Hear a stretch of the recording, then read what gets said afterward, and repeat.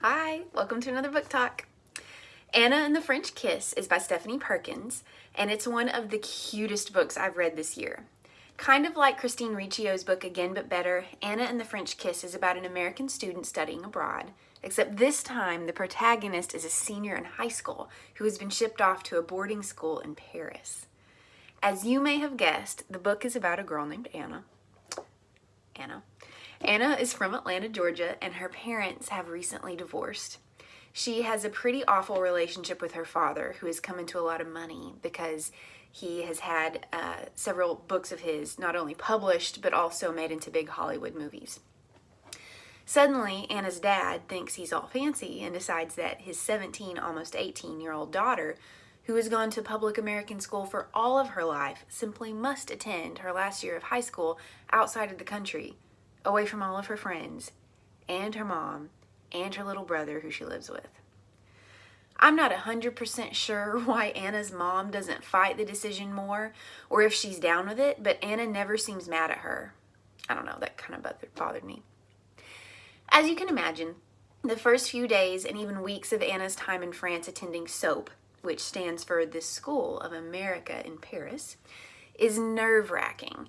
Let me explain a little bit about this school before I go any further. SOAP is a 9th through 12th grade boarding school that only Americans may attend. It's a pretty small school as there are only 25 students per grade. That's actually the size of the high school that I attended, so that didn't seem too weird to me.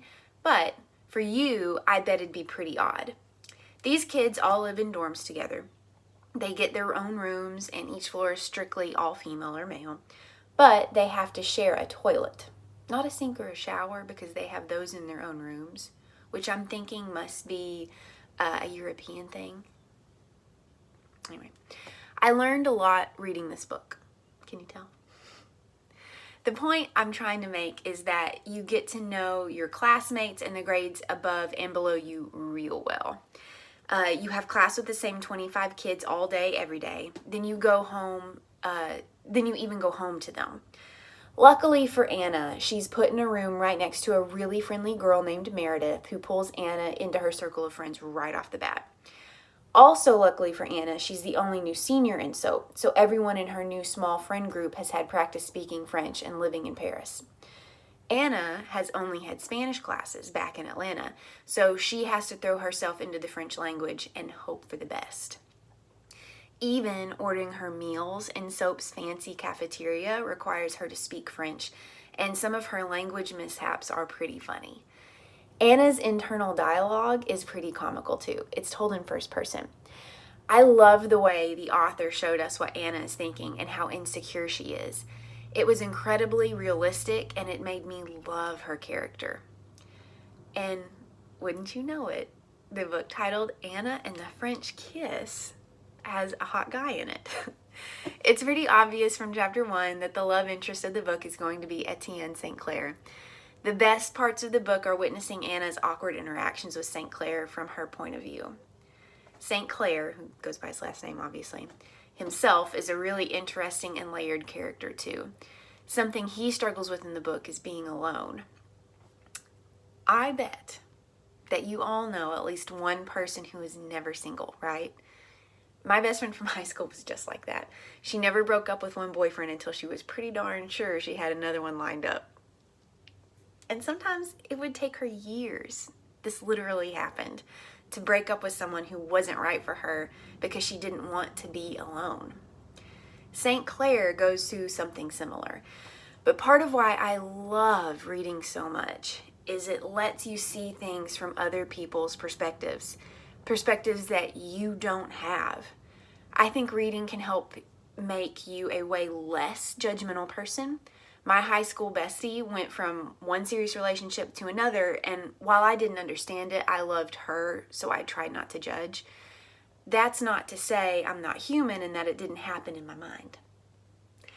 Reading Anna and the French Kiss, though, helped me understand why some people avoid being alone so much, and I know that it will help me judge less in the future. Anna and the French Kiss is one of those books that embodies the quote, "Reading gives us someplace to go when we have to stay where we are." Kind of perfect right now, right? It takes you to both Paris and Atlanta, and it puts you in the shoes of a girl who's dropped in a foreign country without being able to speak the language and who desperately misses her American life. It also shows you how you can overcome and find good in just about any situation. Obviously, I'd recommend this book. It's available in our library. See if I've been genrefied already. Shout out to my aides. It's available in our library as well as through the Washington County Library System at the Springdale branch. But remember, you can request the book at the West Fork Municipal Library and get it through interlibrary loan. I'll even pick it up for you. The book is available on Audible with a membership and in ebook format from almost every book retailer. I can get it through my Libby app in ebook format and audiobook, but there will probably be a wait of a week or more. If you're viewing this video during AMI instruction for 2020, you should know that all Washington County Library branches are currently closed to the public, which means you cannot get the book in hard copy. Your only route is through Libby. Now, if you're viewing this book talk for a grade, and if you're watching this during the 2020 AMI days, you need to listen to this next part. You must complete the exit ticket in order to receive credit for watching the book talk. You can find the link in Google Classroom in the same place as you found this video. Thank you so much for watching.